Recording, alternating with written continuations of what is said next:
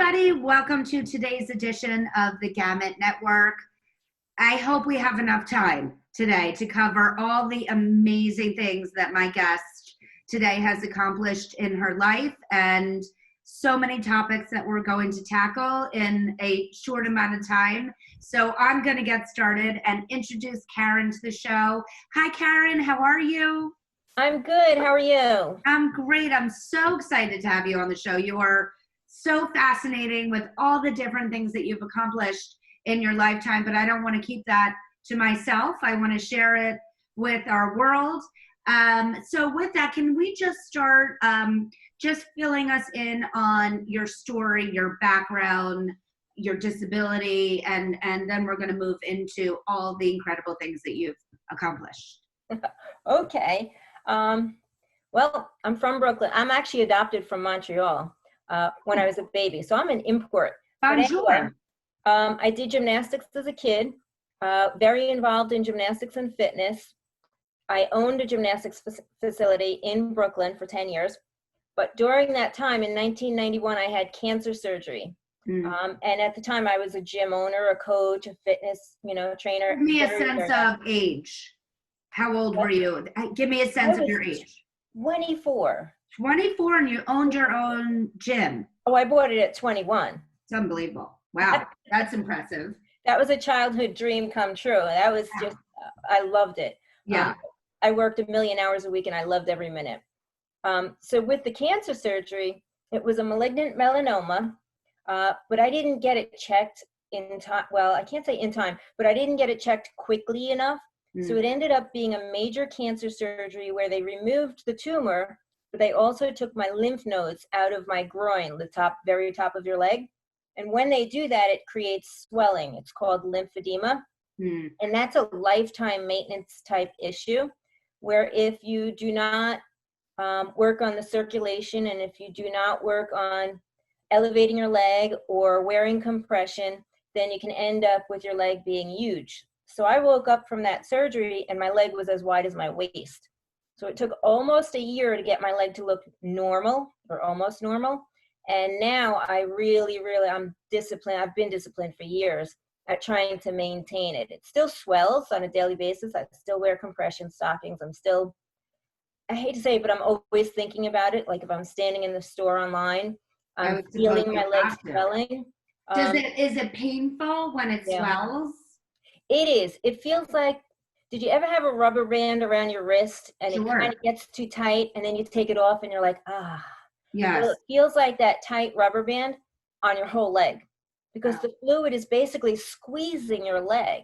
And when you wear the compression, it prevents the fluid from building up a lot, but it's still, the compression stocking is squeezing in and the fluids are trying to push out.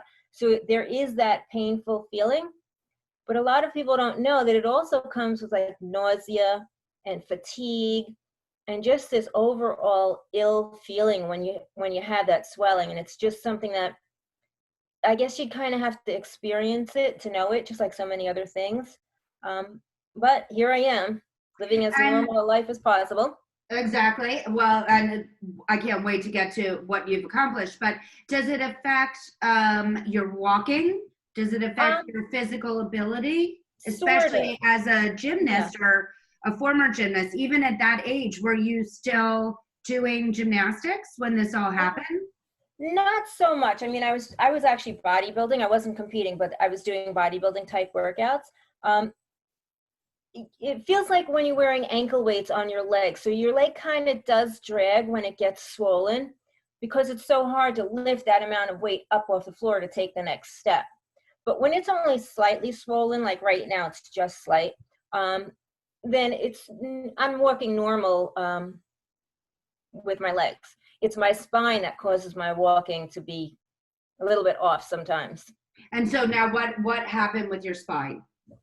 So here's the next part. In 2000, the 18th, so like 4 days before my birthday, a board fell on my head. It was basically a construction board, kind of like plywood, that was supporting an air conditioner on a 3rd floor, and it hit my head. So it basically crushed my spine. So I had fractures in my thoracic spine, that's your upper back, and my lumbar spine, that's your lower back. and I had several herniated and bulging discs throughout my spine. So I could like hardly walk after my accident. And through the years, I mean, that was in 2000, it's 20 years now. Through the years, I did get better and better and better, but I still have severe issues with my spine. And then, you know, I've had MRIs, CAT scans, the whole 9 yards over the years. But then recently, just last year, I discovered that I have pretty severe S-curve scoliosis as well. And that was, believe it or not, that was brought on from working a retail job, walking around with like loads of clothes for hours and hours, because I didn't have scoliosis before that job. So it had nothing to do with your accident. No, and wow, this is three completely separate issues. So the cancer, the swelling of the leg, and then we have the accident, which basically crushed your spine, and then completely separate scoliosis. Right. Wow. Exactly. That's a lot for one person. That's what the doctor said last time I saw her. Yeah. She's trying to put me like on disability, but I'd rather work as much as I can while I can. So. And are you a candidate for example, what my son just got? He got full spinal fusion. So he has the rods from the top of his neck to the bottom of his spine. Is that an option for you? No, they won't do surgery because I have so much damage throughout my spine.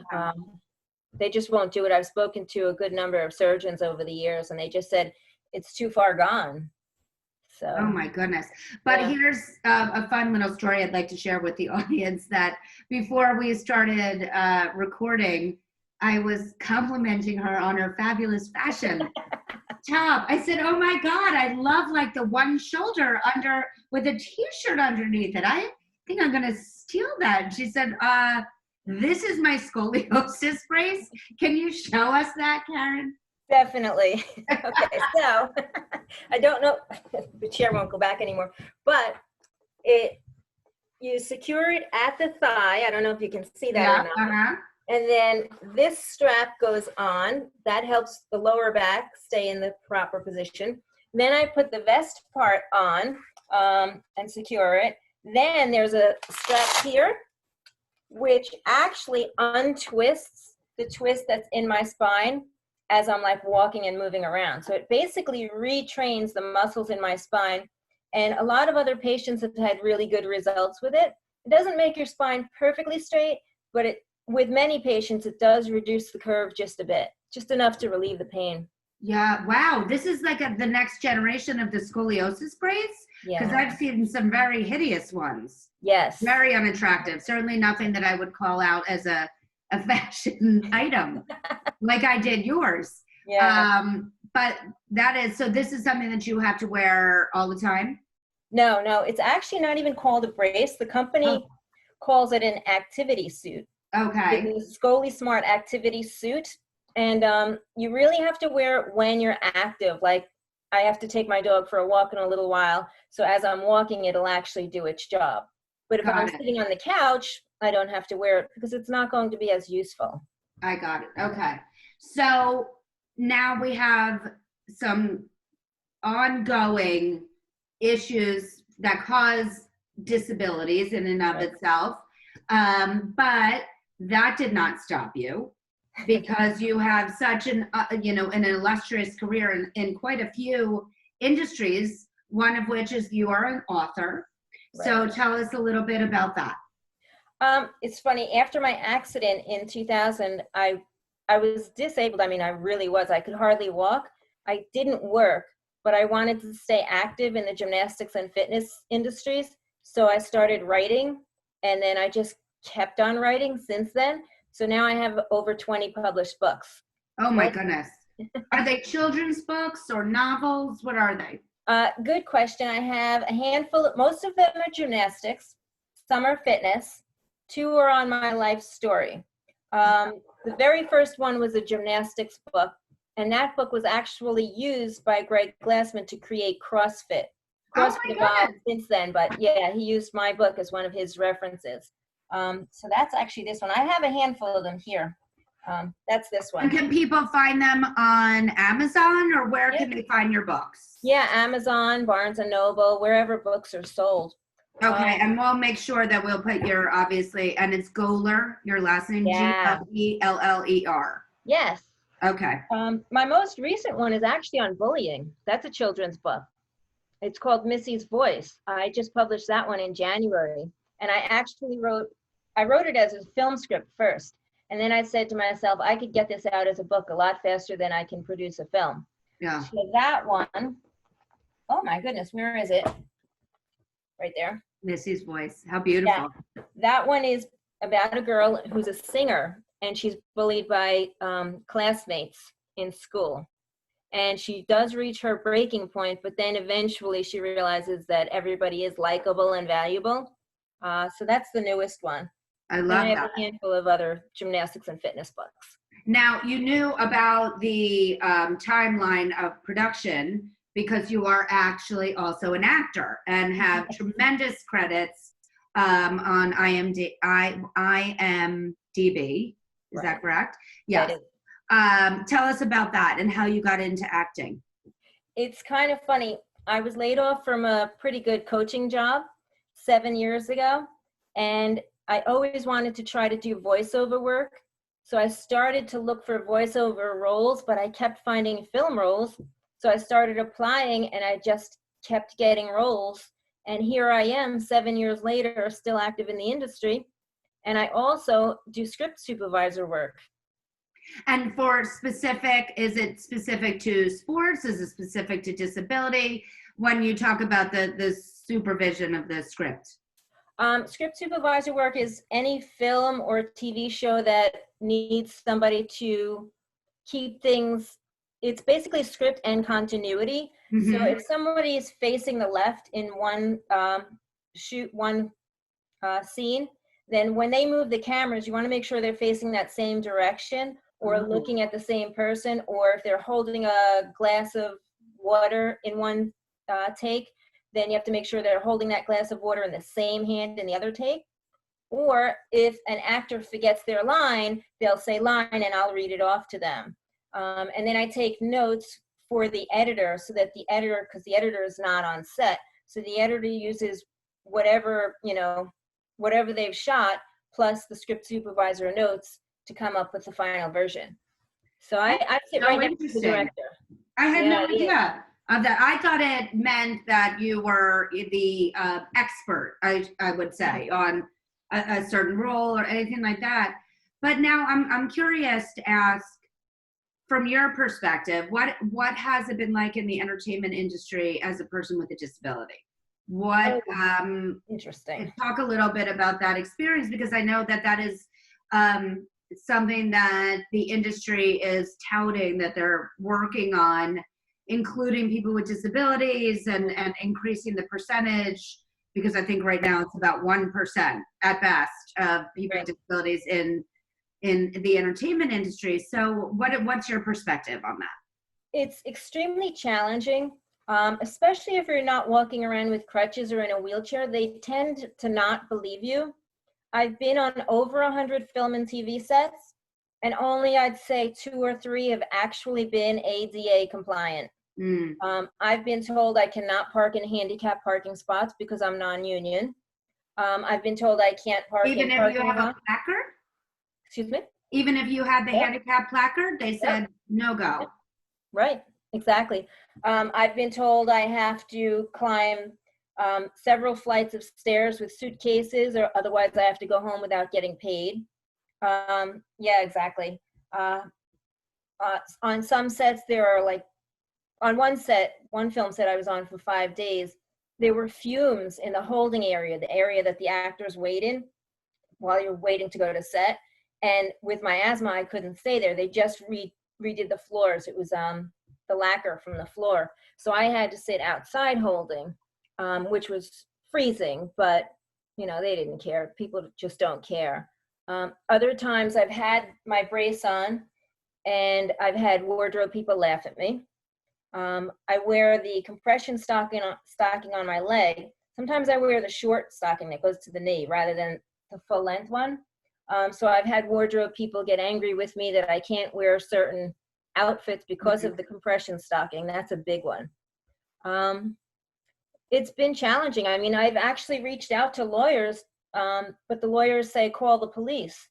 You can't call the police if a wardrobe person laughs at you. So it's kind of like, where do you go for help? Since I'm non-union, I can't really call SAG and ask them for help because I'm not in SAG yet. So it's and is really that a kind of a chicken and egg situation with getting into SAG? Do you not have enough credits, I suppose, to get into SAG, or what is that like? Well, it doesn't work on credits. If it did, I'd probably be in there a long time ago because I have more credits than a lot of people that you see on TV shows regularly. Mm-hmm. You have to either have 3 waivers, which means you have to be a background actor and do something extra special or have a certain look. And I only have 1 of those. Or you have to work on an indie film, maybe a friend's film, and they kind of have to, you know, do the paperwork to get you into SAG. Now, these indie films are great. I have a lot of friends that work in the indie film industry, but the majority of roles, I'd say like 80% of them are males. And the females that you see in a lot of these indie films are like the young, blonde, bombshell type girls. So there aren't too many roles for middle-aged women in the indie film industry. I mean, I have all these friends, but they've never had roles for me because it's just not written that way. So I do hope to get Missy's Voice produced because the majority of my roles in that film or that story are female roles, and I didn't do that intentionally. This is actually based on me being bullied in grammar school, and it was an all-girls school. So yeah. So again, a catch-22 that you're not supported as a woman with a disability. And the only way to be is to be in SAG, but there's hurdles that you have to get to be a part of that. So it kind of leaves you in no man's land. Yes. And so therein lies an issue with getting people with disabilities more involved in the entertainment industry if they are not being supported, or more important, if it's not safe. Right. If it's dangerous, you shouldn't have been climbing stairs, certainly holding anything. So we have work to do. And I think bringing up issues like this are important for, you know, the industry to learn that it's not just checking a box to have somebody with a disability in a commercial or a film. It's everything that comes with that, which will benefit everybody, with people with disabilities being the largest minority on our planet. Yes. That only will benefit any film or television production to have, or have people behind the scenes with disabilities, only helps to elevate it. So that's, you know, an interesting catch-22. But so we have that and the amazing accomplishments you've made in the entertainment world, but also you do a lot with sports science. Tell me about that. Well, I'm a CS. That's a certified strength and conditioning specialist. So I basically train athletes of any sport to either get stronger or faster or more agile or more flexible. And I assign workouts to the athletes based on their needs and goals, but it's also based on science, not based on whatever the current trend is. It's based on actual science. Each sport or each athlete has to be trained differently because there are so many unique like movements or, you know, requirements for these sports, and each athlete is different. I've trained mostly gymnasts, swimmers, dancers, figure skaters, but I can train football players, baseball players. I just choose not to. So. And so what I love about that, and what I want to certainly highlight, is that, you know, certainly for everybody watching, here is an amazing woman that cannot probably do the athletics that you used to be able to do, but that doesn't stop you from being involved in the industry and using your knowledge and your expertise to help others. So, you know, having a disability doesn't slow you down or stop you from pursuing so many things and being successful at it. And I think that's something that is one of the reasons why we started the show, to highlight that. that whether it's a visible disability or somewhat invisible, which yours could probably fall into, you are accomplishing so much. And that is really something to be admired and something to be highlighted. So Yeah. thank you for sharing your story and being a part of this. A couple of things before we go. I'd like to ask one final question that I ask all of my guests, and it's about the power of manifestation and vision boards and really putting out, whether it's on a physical board or just putting it out to the universe, what your hopes, dreams, wishes are to accomplish in this lifetime, or who you want to meet. So who or what would be on your vision board? I do actually want to get this Missy's Voice film produced. So I think that's on my vision board for sure. It definitely is. That's the main thing. As far as sports and fitness, I'd like to continue with what I'm doing. I don't have any like new goals. Of course, I'd like to train more national champions and stuff like that. But my vision board really would be this Missy's Voice project, getting it produced. As far as who I want to meet, I like meeting everyone. So it kind of doesn't matter. I like walking into a holding area or on a film set and just meeting everyone, from the people, the PAs and the, crafty people up to the producer or director. I just like meeting everyone. So it's kind of doesn't matter as far as that. Of course, I'd like to network or work with people that are already successful, because then that's how I learn. Rather than me being the most successful, I'd rather work with people more experienced than me so that I can learn more and, get more accomplished. I love that. That is, it's true and quite powerful that not only do you want to, enrich your life with meeting people, just regular, interesting people, but also learning from other people's experience. And I think that you are a perfect example of where that can take you. So thank you again for sharing your story and for being on the show. If people want to get in touch with you, what is the best way to do that? Would it be through social media? Oh, yes. I'm on all social media. They just have to type in my name. Okay. Karen Goeller, Goeller. Okay, perfect. My website is my name. It's KarenGoeller.com. So on that website, I have my blog, I have articles, I have podcasts. My podcasts are available on iTunes, iHeartRadio, and everything like that. And I'm on Facebook, Instagram, LinkedIn, and Twitter. And just type in my name and you'll find me. Perfect. I hope a lot of people out there are curious and want to know more information. So please reach out to Karen and let's see where this all goes. So thank you again so much for joining us. It was really, really interesting to have you on the show, and congratulations on everything that you have accomplished in your life. And by the way, I think that this is going to become a new fashion statement. That's good. Thank you so much. Thank you. If you would like to be on the Gamut Network, please email us at talent@gamutmanagement.com to tell us why you'd be a great guest. And please don't forget to subscribe to our YouTube channel at the Gamut Network, as well as like us on our social platforms of Gamut Management. Thank you again, Karen. Thanks. Bye. Have a good afternoon. Bye.